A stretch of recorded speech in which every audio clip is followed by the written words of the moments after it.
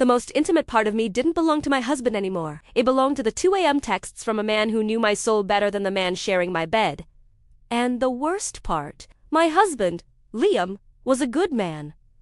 A kind man. He slept soundly beside me, his breathing steady and trusting, while the glow of my phone lit up the secret guilt on my face. It didn't start as an affair.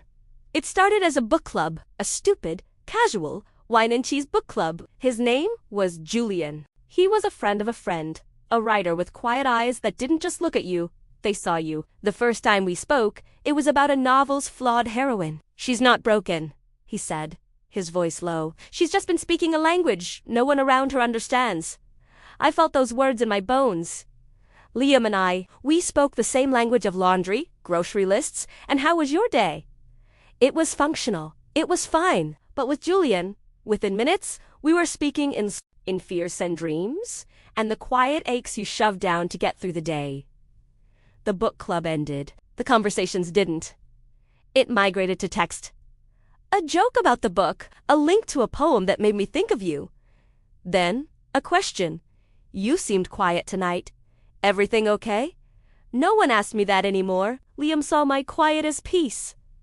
Julian saw it as a question mark. The first 2 a.m. text came 3 months later. I was awake, staring at the ceiling, a knot of anxiety about my mother's health tightening in my chest. Liam had sighed. "She'll be fine, babe." Tried to sleep, and rolled over. My phone lit up. "Julian, can't sleep? The words won't come. You awake?" I typed back. "Yes." "The worries won't leave." And just like that, in the blue-black dark of night, a bridge was built between our loneliness. We talked for an hour. Not flirting, not really.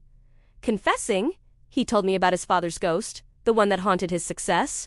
I told him about the constant, low-grade fear of being ordinary, of my life becoming a series of checked boxes with no fire in them. He didn't offer solutions. He offered understanding, a perfect, mirrored reflection of my own hidden self. It was the most profound intimacy I'd ever experienced, and it was happening in stolen pixels of light while my husband slept. That became our rhythm. The daylight was for Liam, for our life, our home, our polite, parallel existence.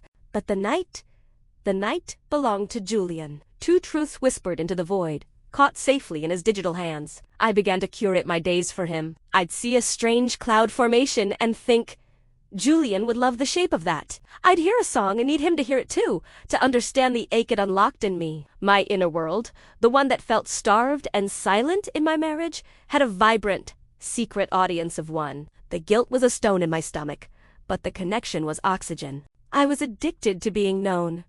The suspense wasn't about getting caught in a physical act. It was the psychological tightrope. It was laughing at Liam's joke over dinner while my mind was replaying a beautiful sentence Julian had written to me that afternoon. It was Liam kissing me goodnight and feeling like I was cheating on Julian. The lines between reality and this digital dreamscape dissolved. I started to pull away from Liam physically. My excuses were tired, stressed, headache. He was confused, hurt, but so trusting. His trust was the knife. I was using the emotional energy I owed my marriage to fuel a phantom relationship.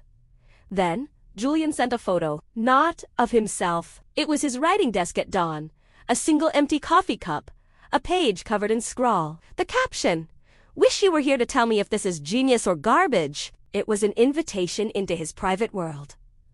A world I craved more than my own. I knew what it meant. The emotional affair was tipping, yearning to become something tangible. I typed back, "I wish I was there too." We planned to meet, just for coffee. In broad daylight, in a public place, to finally talk face to face. As if we had been talking more intimately than I ever had with anyone. The day before the meeting, Liam found the book. The one from the original book club. It fell out of my bag.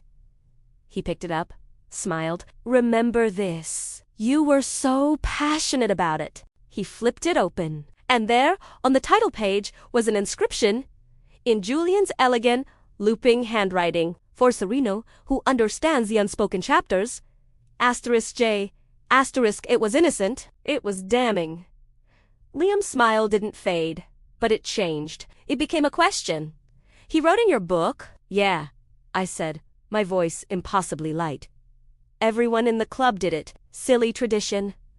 The lie was ash in my mouth. He nodded, putting the book down slowly. He didn't ask another question. But the seed of suspicion was planted. I saw it take root behind his eyes. The man who shared my bed was now, for the first time, truly looking at me. The suspense was no longer a quiet hum. It was a scream trapped behind my ribs. I canceled the coffee with Julian. I told him my husband was suspicious. His response gutted me. I understand.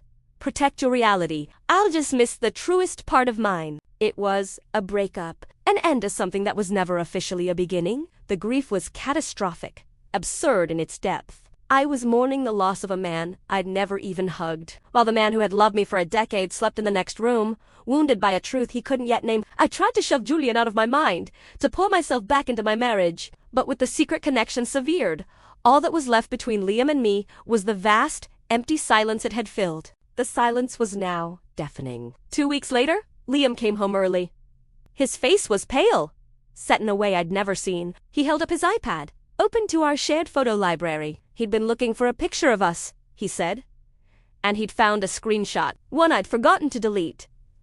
It was a text thread, my name at the top. Julian's last message visible. You are the most beautifully complicated thing I've never touched. The room tilted. Who is Julian? Liam's voice was terrifyingly calm.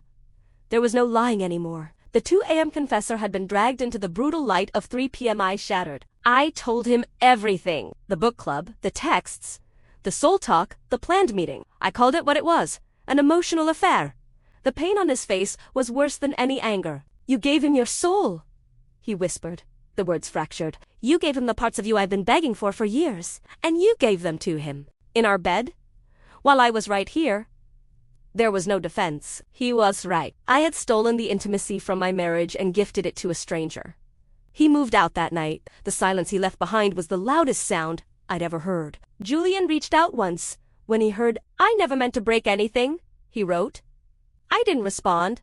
He was a symptom, not the disease. The disease was the quiet desperation in my marriage that I tried to cure with a secret instead of a conversation.